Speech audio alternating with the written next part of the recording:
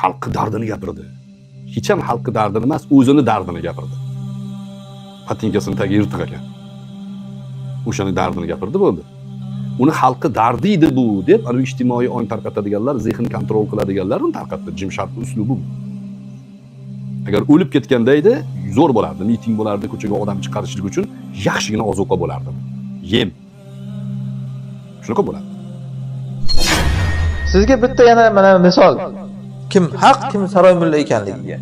Kimni ko'rsangizki, dindan gapirganda, dinni xalqni savolashga ishlatsa, bilingki saroy mulla u. Uni tilidan podshohlar salomat qolsa-da, xalqdan hech kimsa salomat qolmasa, ana shu saroy mulla degani.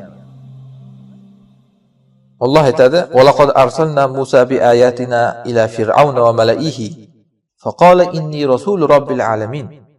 Batahqiq biz Musoni oyatlarimiz bilan Fir'avn va uning ayonlariga jo'natdik. U kishi aytdilarki, "Men olamlar Robbisining elchisiman" dedilar.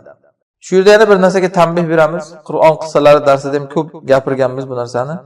Bu ham asr muammolaridan. Uki dinni xalqni savolash uchun kaltak qilib olish. Ko'pchilik savol beradi: uning o'zingni haq deysan, buning o'zingni haq deysan, buningni saroy mulla deysan. Qaysining gapiga ishonish kerak deydi. Shu darajada mushkulmi shu narsa? Haligacha men ajablanaman shunda. Shu darajada mushkul deb o'ylaydimi odamlar shu narsani? Sizga bitta yana mana misol. Kim haq, kim saroy mulla ekanligiga. Kimni ko'rsangizki, dindan gapirganda, dinni xalqni savolashga ishlatsa, bilingki saroy mulla u. Uni tilidan xalq hech qachon salomat qolmasa-da va ayonlarga kelganda, kattalarga kelganda, og'ziga lom yutib olsa, ana shu saroy mulla degani. Mana haq dinning alomati, haq din faqatgina ezilgan xalqni yanada ezish uchun gapirilmaydigan narsa emas. Haq din birinchi o'rinda saroyga keladi. Ayonlarga keladi. Dalil bu narsaga mana shu oyat. Bunga o'xshagan o'nlab oyatlar bor Qur'onda. Alloh qanaqangi payg'ambar jo'natgan bo'lsa, birinchi o'rinda uni ezilgan xalqqa jo'natmagan. Uni ustiga battar o'lgan ustiga tepadigan qilib. Balki o'shalarni eziyotganlarga jo'natgan. Mana Zuhruf surasining 46-oyatida ham xuddi shuni aytayapti Alloh: "Va laqad arsalna Musa bi ayatina ila bani Isroilmi?" Musoni oyatlarimiz bilan ezilgan bani Isroilga jo'natdikmi? Battar ezish uchun ularni borib faqat odamlarga borib ana shunaqangi zino qilmanglar, o'g'irlik qilmanglar, g'iybat qilmanglar, qo'ni-qo'shniga yaxshilik qilinglar deyish uchun jo'natdikmi payg'ambarni? Ha, bular haq, lekin faqat shu uchunmi? Ya'ni xalqni savolash uchun kaltakmi din? Yo'q, Alloh aytayaptiki: "Va laqad arsalna Musa bi ayatina ila fir'aun" deb. Va mala'ihi. Musoning oyatlarimiz bilan Fir'avn va uning ayonlariga jo'natdik. Saroyga jo'natdik ya'ni. Endi sizga savol mana o'sha odamga qanday qilib haq topsam ekan, buningni saroy mulla deysan, buningni saroy mulla deysan deb yurganlarga. Ko'ring bir odam gapirayotgan gapida. Uni tilidan podshohlar salomat qolsa-da, xalqdan hech kimsa salomat qolmasa, ana shu saroy mullalik degani. Bir odam aksi bo'lsa, ezilgan xalqni ezib olmasa, amr ma'ruf qilsa, nahiy munkar qilsa-da, lekin malomatni podshohga qilsa, ayonlarga qilsa, mana bu haq da'vat degani. Nimasi qiyin ekan bu? Ikkilanib qoldik, qaysing biriga ergashishlikni bilmaymiz. Shunchalik qiyin narsami ekan bu?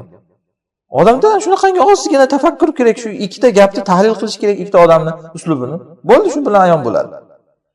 Shundan keyin ham endi tushunmayapman desa, bu odam o'zi mana yuqorida oyatda aytilgandek shapko'r bo'lib ko'r bo'lib qolgan bo'ladi o'zi keyin. Endi karga eshittirib bo'lmaydi dedi-ku Alloh. Ko'rni hidoyatlab bo'lmaydi endi dedi. Ana shunaqa bo'ladi bu odam keyin. Bunga biz ishora beryapmiz. Kim xohlasa buni tafsilotini mana Qur'on qissalarida, Musa alayhisalom siyratida gapirdik. Din faqat ezilgan odamlarni ezish uchun kelgan narsa emas bu.